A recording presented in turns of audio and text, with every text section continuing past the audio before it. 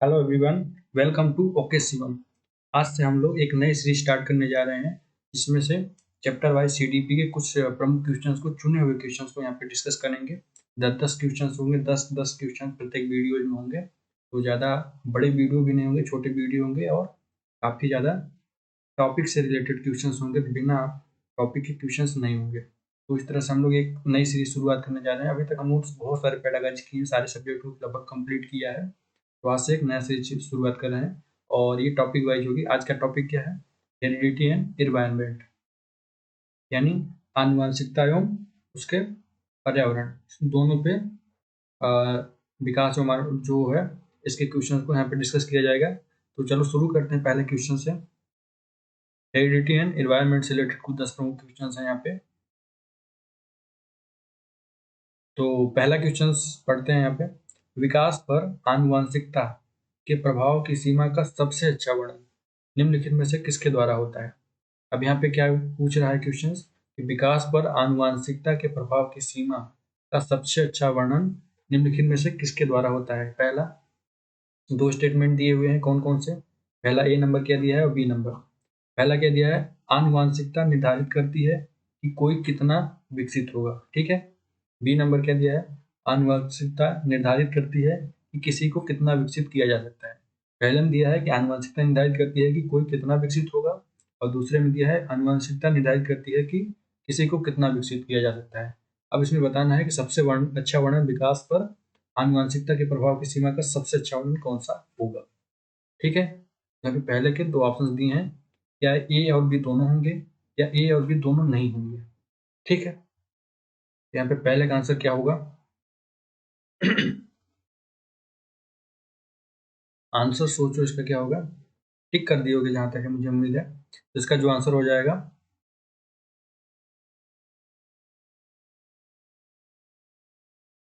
इसका आंसर क्या होगा? इसमें और भी ऑप्शन है, नीचे शायद नहीं लिखे हैं, मैं बता देता हूँ। तो इसमें केवल ए और एक होगा, केवल बी, ये भी दोनों रहना चाहिए। तो यहाँ पे सी हो गया और ये डी। तो इसमें आप अब किस में से कौन कौन से होंगे, ठीक है। यहाँ पे पहले का आंसर क्या होगा? आनुवंशिकता निर्धारित करती है कि किसी को कितना विकसित किया जा सकता है, ठीक है। यानी जो इसका आंसर हो जाएगा डी नंबर, केवल बी। यहाँ पे केवल बी बस सही है, जो आनुवंशिकता के प्रभाव की सीमा का सबसे अच्छा वर्णन करता है, ठीक है। पहले का answer D number. Question number second की ओर चलते हैं। क्वेश्चंस आसान है और टॉपिक से वाइज हैं, तो इसमें डरने वाली कोई बात नहीं होगी। तो सेकंड देखो, वंशानुक्रम के संदर्भ में गलत कथन निम्न में से कौन सा है? वंशानुक्रम के संदर्भ में गलत कथन की बात करना है, इसमें निम्न में से कौन सा नहीं है। नीचे चार ऑप्शन दिए हैं, कौन कौन से हैं? पहला, वंशानुक्रम बालक का लिंग निर्धारित करता है। तो क्या यह गलत कथन है वंशानुक्रम के संदर्भ में? या फिर यह शारीरिक संगठन में महत्वपूर्ण योगदान देता है, बी नंबर, क्या ये गलत कथन होगा वंशानुक्रम के संदर्भ में? या फिर यह जुड़वा बालकों के जन्म में योगदान देता है, या ट्विन जो चिल्ड्रन होते हैं, ट्विंस, तो उनमें योगदान देता है उनके बर्थ में? या फिर डी नंबर, इनमें इसमें रुचि, अभिवृत्ति, पसंद, नापसंद तथा मस्तिष्क की संवेदनात्मक भावनाएं समावेशित होती हैं। तो वंशानुक्रम के संदर्भ में कौन सा गलत है, ये बताना है। सेकंड का आंसर यहाँ पे क्या होना चाहिए? इन चारों में से कौन सा हो जाएगा? तो इसका आंसर हो जाएगा डी नंबर। सोच लिया ना, ये होगा डी, सबसे उपयुक्त आंसर। गलत के रूप में पूछा है, इसमें रुचि, अभिवृत्ति, पसंद, नापसंद तथा मस्तिष्क की संवेदनात्मक भावनाएं समावेशित होती हैं, और वंशानुक्रम के संदर्भ में ये गलत कथन माना जाएगा, ठीक है।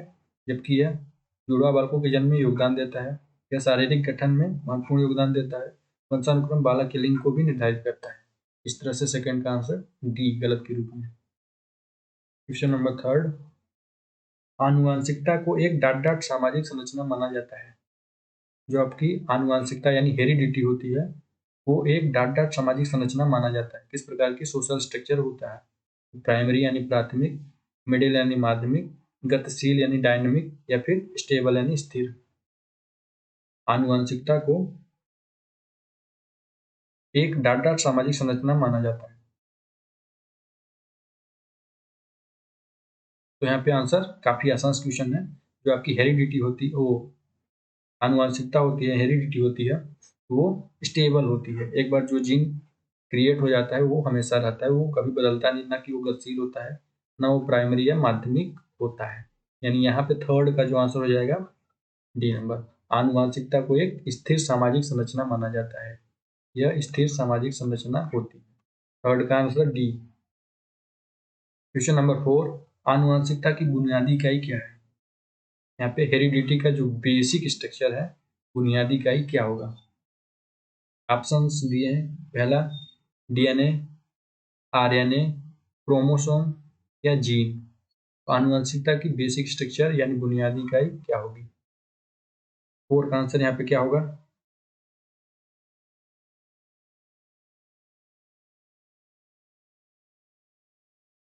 तो यहाँ पे जो आंसर हो जाएगा gene. Gene is the basic unit of heredity.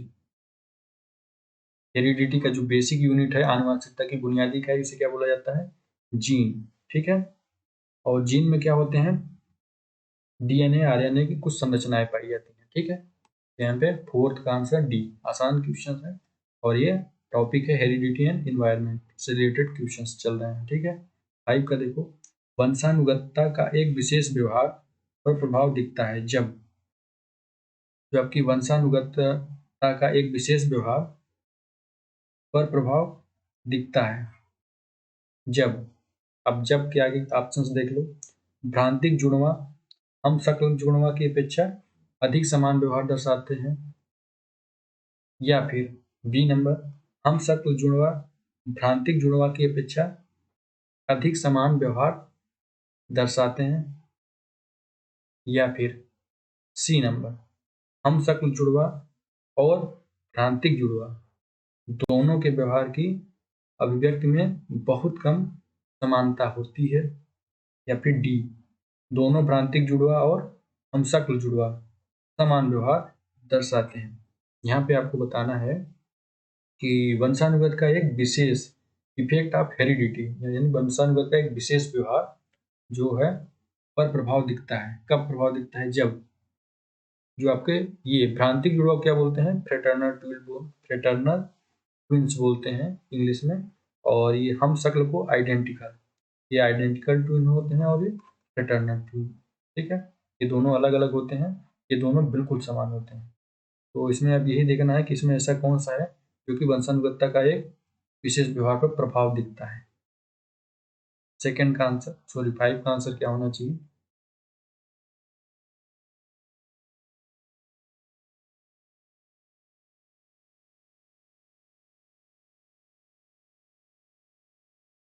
तो इसका जो आंसर हो जाएगा बी नंबर। जो आइडेंटिकल ट्विंस होते हैं वो फ्रेटर्नल ट्विंस की अपेक्षा अधिक समान व्यवहार दर्शाते हैं। लगभग कितने परसेंट होते हैं? 95% के आसपास ही व्यवहार दर्शाते हैं, समानता होती है इसमें। फ्रेटर्नल ट्विंस में लगभग 55% के आसपास होती है। इस तरह से कह सकते हैं कि जो वंशानुगतता यानी हेरिडिटी का एक विशेष प्रभाव पर किस पे दिखेगा? वह आइडेंटिकल ट्विंस यानी हम शक्ल बिल्कुल जुड़वा, बिल्कुल समान बच्चों पे दिखाई देता है। डी 5 का आंसर बी। क्वेश्चन नंबर 6, निम्न में से कौन सा वंशानुक्रम का नियम नहीं है? यहाँ पे वंशानुक्रम का नियम कौन सा? हाँ, निम्न में से कौन सा वंशानुक्रम का नियम नहीं है? समानता, भिन्नता, प्रत्यागमन, अभिप्रेरणा। 6 में बताना है जो आपकी हेरिडिटी का एक रूल्स नहीं है। कौन सा हो जाएगा 6 का आंसर?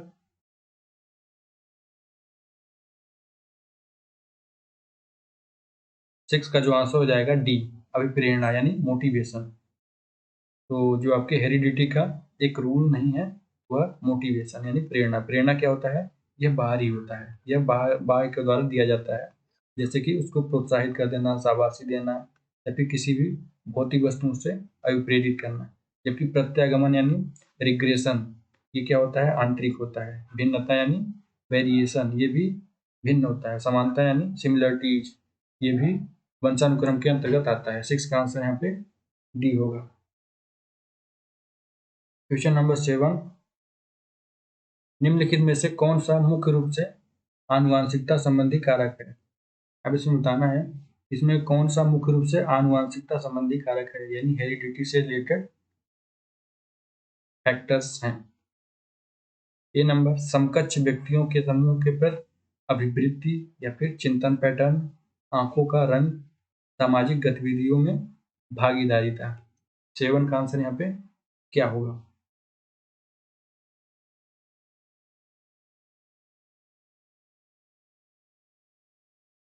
तो इसका आंसर क्या होना चाहिए 7 का, आंखों का रंग यानी कलर्स ऑफ द आइज, ये जो है मुख्य रूप से आनुवांशिकता संबंधी कारक होता है। ठीक है, यह पूर्ण रूप से आनुवांशिकता यानी जो पेरेंट्स होते हैं उन पे डिपेंड करता है। आंखों का रंग, चिंतन पैटर्न आपका डिफरेंस हो सकता है, सोसाइटी के अनुरूप या फिर एनवायरनमेंट के अनुरूप हो सकता है, जबकि ये हेरिडिटी पे उतना डिपेंडेंट नहीं होता है।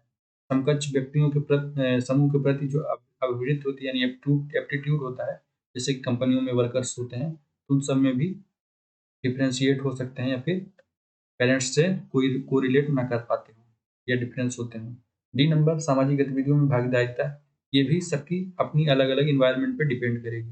लेकिन जो आंखों का रंग होता है, eyes of colours of eyes, तो ये कहाँ पे डिपेंड करता है, ये हेरिडिटी पे, आनुवांशिकता पे, जीन पे डिपेंड करेगा। 7 का आंसर सी हो जाएगा। क्वेश्चन नंबर 8, डाट के अनुसार बालक का विकास आनुवांशिकता तथा वातावरण का गुणनफल है। किसके अनुसार बालक का विकास आनुवांशिकता तथा वातावरण का गुणनफल है।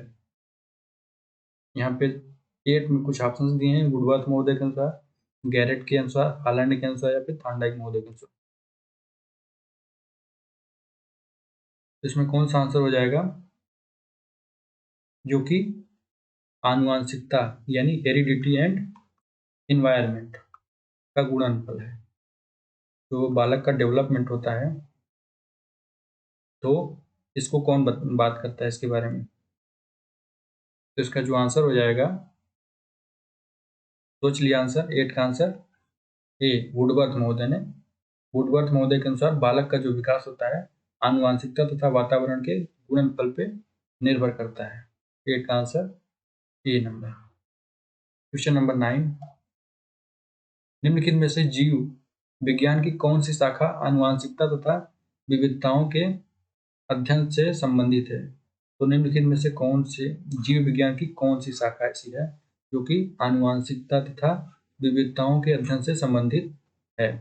तो इसमें बताना है कि ऐसी कौन सी शाखा होती है जो आनुवांशिकता यानी हेरिडिटी एंड विविधता यानी बहुत सारी वेराइटी के अध्ययन से संबंधित होता है। तो सूक्ष्म जीव का विज्ञान इससे संबंधित होता है, या फिर प्रतिरक्षा विज्ञान से, आनुवांशिकता से, कीट विज्ञान से। 9 का आंसर यहाँ पे क्या होगा,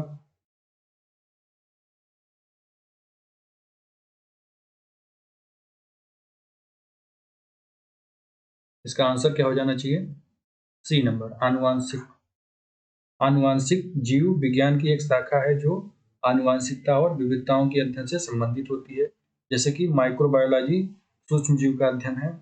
ठीक है, इम्यूनोलॉजी जीव विज्ञान की एक शाखा होती है। इम्यूनोलॉजी जीव विज्ञान की एक शाखा है जो सभी जीवों में प्रतिरक्षा प्रणाली के अध्ययन को शामिल करती है, जबकि एंटोमोलॉजी जो होता है कीटों का एक विज्ञान होता है। और जो आपका माइक्रोबायोलॉजी होता है वह सूक्ष्म जीवों से संबंधित होता है। यहाँ पे आपको बताना था जीव विज्ञान की कौन सी शाखा आनुवांशिकता तथा विविधताओं के अध्ययन से संबंधित होती है, तो वह आंसर क्या हो जाएगा, आनुवांशिक। 9 का आंसर सी। क्वेश्चन नंबर 10, व्यक्तित्व में बुद्धिमत्ता आनुवांशिकता डाटा अदा करती है। तो जो आपके व्यक्तित्व यानी पर्सनालिटी में जो आपकी इंटेलिजेंस यानी बुद्धिमत्ता होती है, वो बुद्धिमत्ता आनुवांशिकता डाटा अदा करती है। ठीक है, व्यक्तित्व में बुद्धिमत्ता आनुवांशिकता डाटा अदा करती है। नाम मात्र की या फिर एक महान भूमिका, अप्रत्याशित भूमिका, आकर्षक भूमिका। 10 का आंसर यहाँ पे बताना है।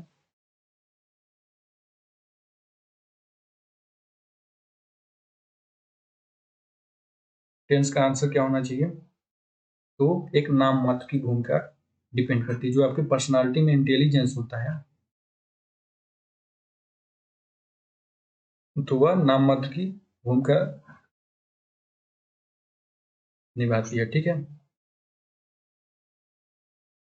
जो कि बेसिकली क्या होता है जनरली कि हेरिडिटी और इन्वायरमेंट हैव ए इंटरेक्टिव इन्फ्लुएंसिव और इंटेलिजेंस, इन दोनों में इंटरेक्टिव होता है इंटेलिजेंस यानी बुद्धिमत्ता आपकी। यहाँ पे आंसर क्या होना चाहिए? नाम मात्र भूमिका निभाएगा, बहुत कम मात्रा में डिपेंडेंट होता है पर्सनालिटी जो है आपके आनुवंशिकता पे। ठीक है, तो इनका आंसर ये हो जाएगा। ठीक है, तो आपका ये आज का हेरिडिटी एंड इन्वायरमेंट का सेक्शन कंप्लीट हुआ। अगले वीडियो में अगले टॉपिक को कंप्लीट करेंगे। काफ़ी आसान क्वेश्चन है, टॉपिक से रिलेटेड है, तो जरूर इस वीडियो को देखिए। साथ में आप लोग लास्ट में बता सकते हो कितने मार्क्स के सही हो रहे हैं। ठीक है, अगर नए हो चैनल को जरूर सब्सक्राइब कर लीजिएगा, साथ ही वीडियो को लाइक करने के साथ शेयर भी करिएगा। ठीक है, आज का वीडियो यहीं पे समाप्त होता है।